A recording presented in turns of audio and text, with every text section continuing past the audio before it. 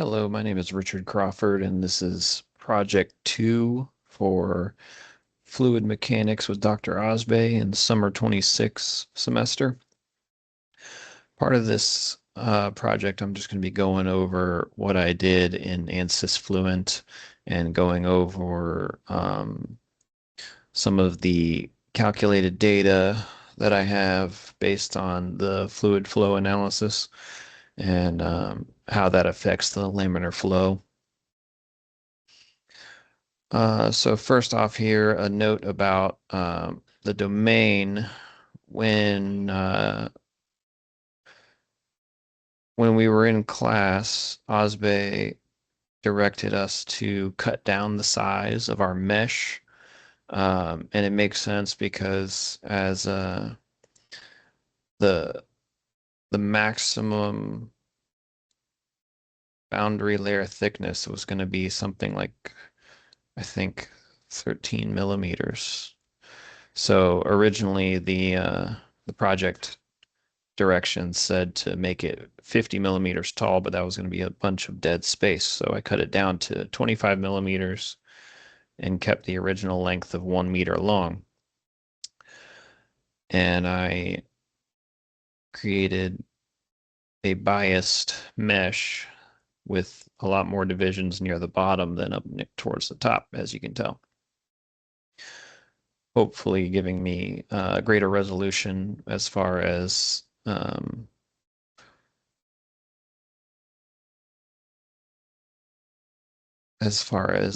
analyzing the flow.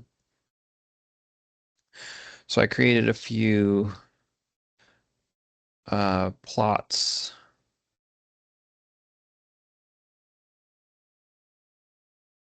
in here based on wall shear stress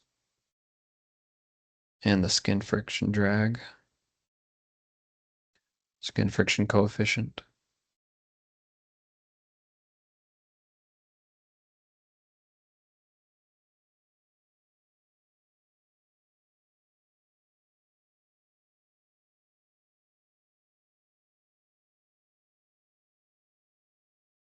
Another thing was I took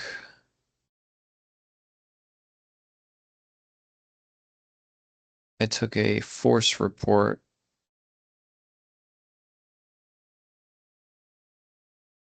of the total forces in order to get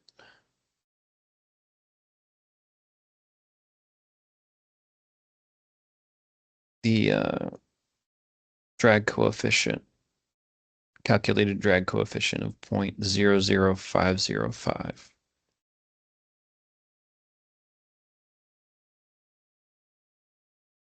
Other than that, a note about the fluid,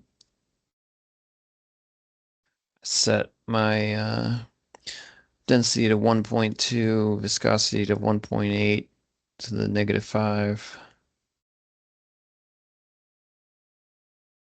and the basic reference values computed from inlet reference zone in the surface body.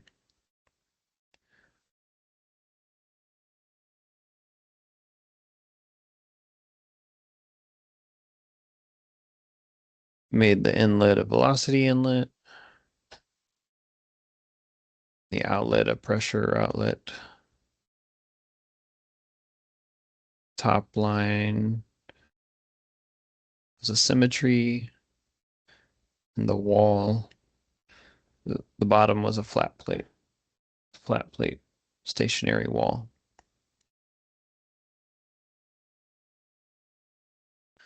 All right, so here is my vector plot showing the velocity gradient as you go across the flat plate. Towards the front of the plate, you can see as the boundary layer starts to develop and boundary layer thickness increases, see a longer gradient line before reaching the free stream velocity. and then all the way to the end of the plate. You can see it's fully developed at this point. It doesn't change much. And you have the maximum boundary layer thickness that you can find on the plate.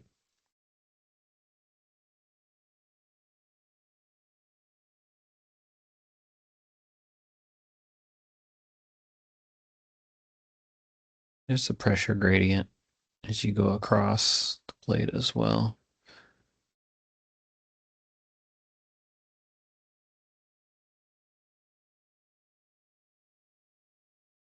As the velocity increases, you're going to lose pressure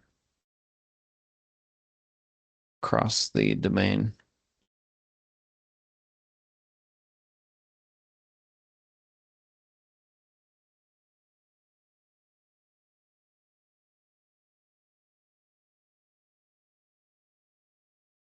So there's the two fields that we're supposed to show in the solution.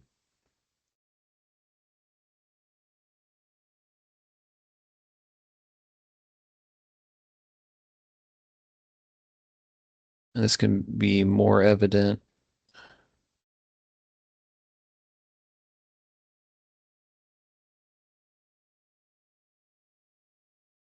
in the velocity graph. So this line is based on the Blasius approximation of the u velocity at different y components on a 35 centimeter line and a 75 centimeter line. Of course, it's not exactly what was calculated in Fluent, but it was a pretty good approximation.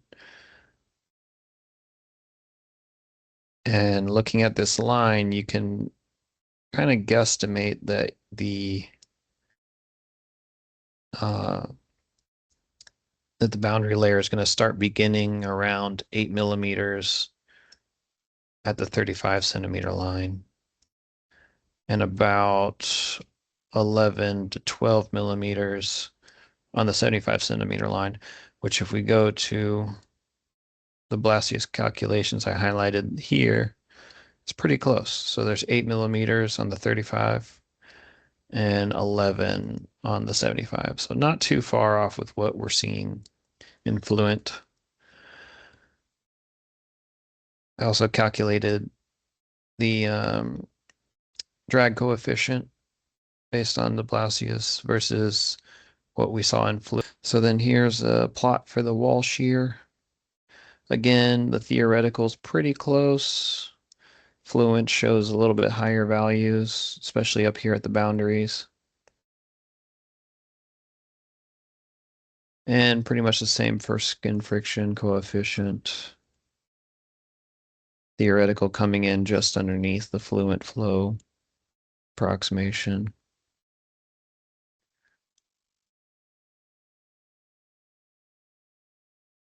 And here's another look at the velocity gradient.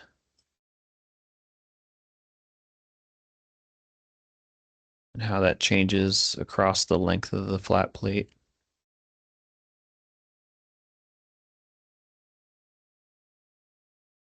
Tell it when you zoom in at the beginning, it's pretty uniform. And then as the boundary layer develops, this change in velocity will exaggerate all the way to the end of the plate.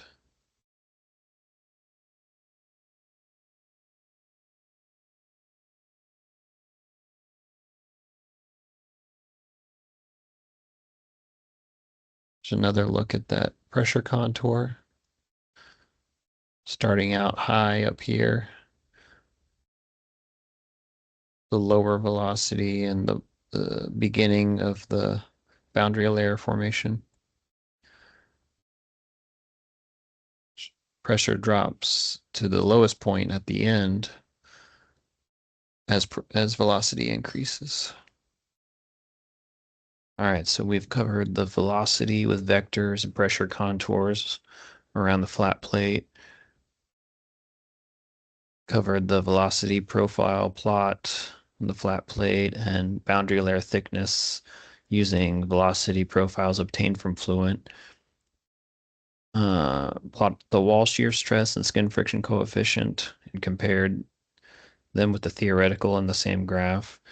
And the drag coefficient for the flat plate using Fluent, compare with theoretical ones in tabulated form.